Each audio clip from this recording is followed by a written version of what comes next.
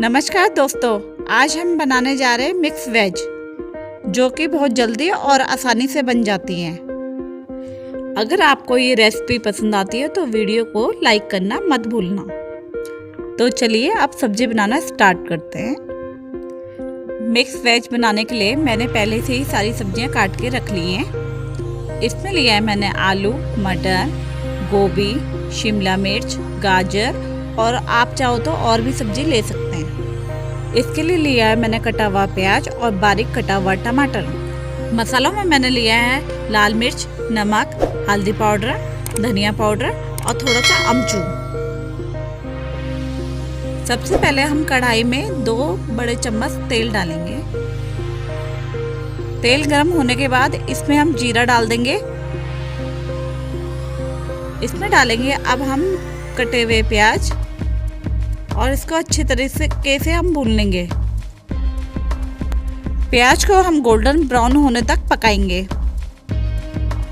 प्याज अब golden brown हो चुके हैं तो अब इसमें डालेंगे हम कटे हुए टमाटर। प्याज और टमाटर को अच्छे तरीके से मिक्स कर लेंगे। अब इसमें डालेंगे हम मसाले।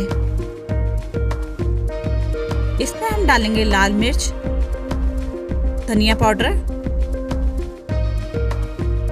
हल्दी और नमक।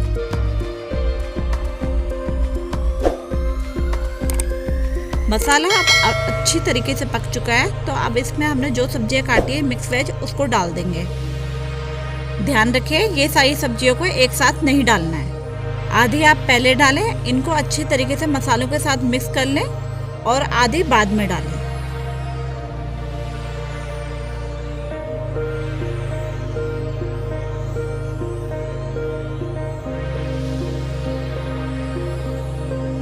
हमारी ये सारी सब्जी मसालों के साथ अच्छे प्रकार से मिक्स हो चुकी है।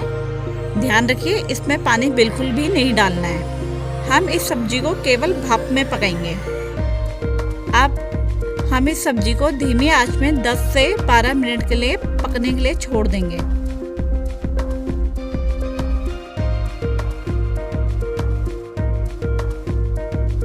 देखिए सब्जी अब पककर हमारी तैयार हो चुकी है।